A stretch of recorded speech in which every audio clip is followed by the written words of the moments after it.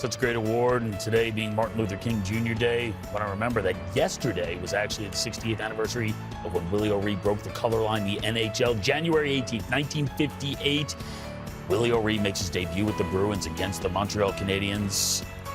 Only played 45 games in the NHL, but his impact has been massive, and it continues today, which is impressive for many reasons. One being that in October, Willie O'Ree turned 90 years old. 90. Yeah, and it feels like every time you interact with him, you're interacting with a guy who's young at heart and still has a ton to offer. You were with him on his birthday? I was. Yeah, we're out there in San Diego with the San Diego Gulls with our Player Inclusion Coalition members, and it was amazing. Just seeing Willie and his family. There's Justin Jammer. It's incredible the legacy that he's going to leave behind. The way he's been so classy, and the way he just honors people and treats people with so much respect. I've always said there's a reason why he was the first, because I couldn't be the first, because I would have snapped at everything. But the way Willie O'Ree's been great about it, and this in Boston, we retired his number there, Biz. It was such a big moment for Willie and his family.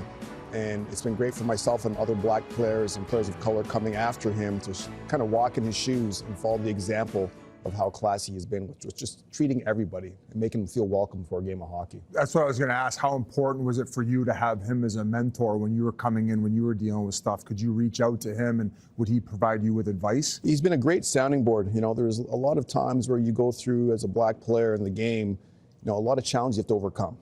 And it's so easy just to have this backlash and just go out there and snap. And I think back, and I'd call Willie and I'd talk to him about some of the issues that he dealt with. And a lot of things he doesn't talk about publicly, but back in 1958, the world was a lot different than what it is today in 2025. So he went through a lot worse than what I went through.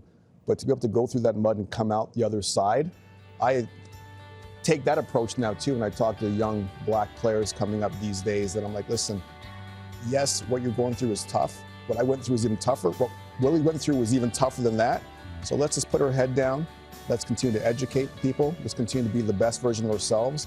Let's continue to make this game just an inclusive place where everyone's going to want to play and participate. Hey, Ace, I know you spend a lot of times in the community to try to grow the game. How much does that excite you when you see the game is growing for a lot of people that maybe 20 years ago didn't think about playing the game of hockey? It's amazing. Even my friends back in Toronto that stopped playing, because when you're growing up, especially in such a multicultural city like Toronto, everyone plays hockey until a certain age. You get to high school, and then hockey doesn't become a quote-unquote black sport anymore. It becomes a white sport. So now my black friends in Toronto, when they reach out to me and I see their kids playing, and I'm just so much joy, because now they feel comfortable having their kids playing because they saw me out there playing with dreads.